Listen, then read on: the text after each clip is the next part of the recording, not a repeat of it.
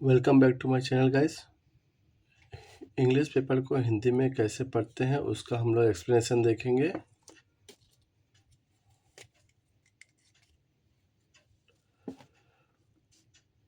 सूरत, man granted divorce as wife, HID, इसका मतलब hide होता है। HID, blindness in one eye, इसका मतलब सूरत में एक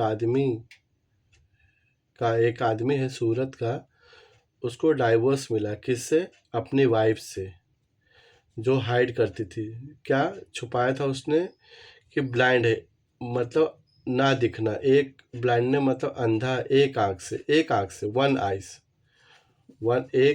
वन आइस से उसको नहीं दिखता था, इसने उसने हाइड किया था।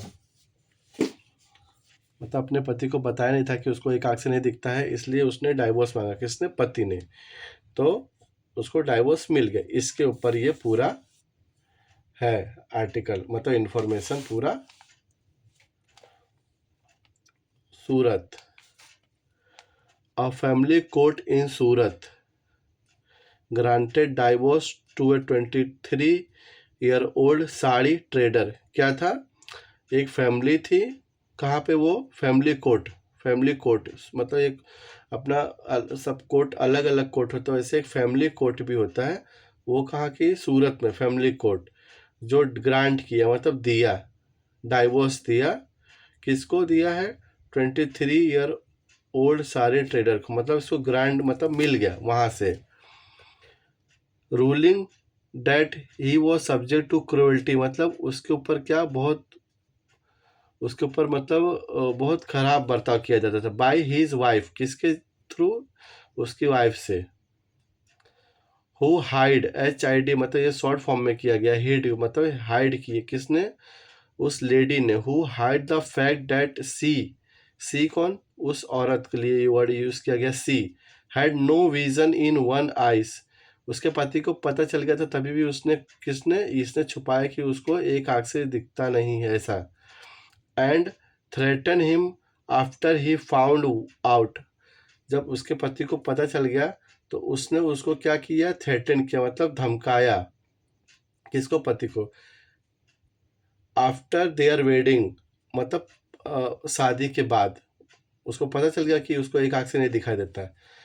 The husband took his wife to an ophthalmologist, मतलब ये कौन? जो आंख का डॉक्टर है तो उसको बोलते हैं। वो ले गया, हस्बैंड लेके गया। आफ्टर सी फेल, इसे पता चल गया, मतलब वो गिर गई थी, लेडी गिर गई, इसलिए उसको लगा कि चलो इसको डॉक्टर के पास लेके जाता हूँ। It was then that he learn she was effectively blind in one eyes, किसे पता चल गया? इसे पता मतलब इसको लगा कि वो एक आंख से अंधी हो गई है या अंधी हो रही है, अंधी है। When he shout to a part way she threaten to, जब उसके पति ने चिल्लाया तो उसने क्या? She threaten to implicate him as a false case. किससे? लेडीज ने। लेडीज क्या बोलती है कि मैं तुझे झूठे केस में फंसा दूंगी। And to even kill herself, वो अपने आप को ही मार सकती है इस केस में मैं तुझे फंसाऊंगी, या अपने आप को ख़त्म भी कर सकती हूँ। The court accepted the husband suit on ground of A cruelty, तो केस मतलब कोर्ट ने केस एक्सेप्ट कर लिया कि मतलब उसका हस्बैंड, उसकी मतलब बीवी है, वो उसके साथ अच्छे से बर्ताव नहीं करती है। Granted a divorce degree under section, तो उसे डाइवोर्स मिल गया अपने वाइफ से। Hindu marriage act, the woman family initiated refuse to accept, women जो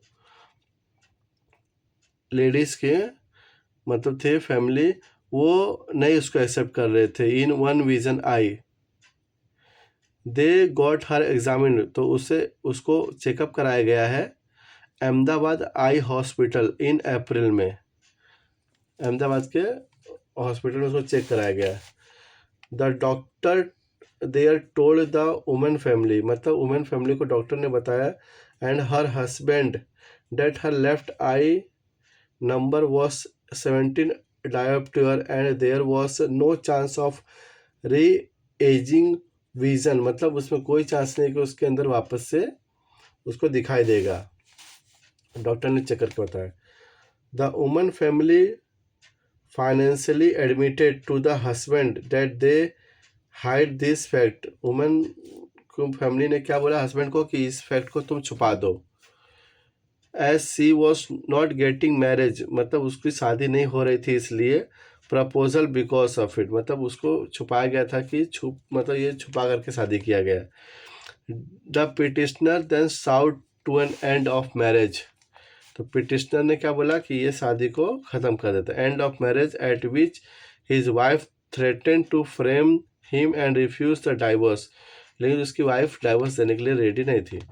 the court held the man was subjected to immense harassment by his wife, लेकिन तो court ने क्या देखा कि उसकी मैन को हरेस किया जा रहा है उसकी वाइफ के थ्रू, हॉस्टाइल कंडक्ट सब मिल के कर रहे हैं। The court refer to the various judgment, court ने बहुत सारा जजमेंट रिफर किया सुप्रीम कोर्ट का, high court before ruling in the man favour under the provision of the Hindu marriage act dealing with cruelty, मतलब उसको देना ही पड़ा वो डाइवोर्स। थैंक यू दोस्तों।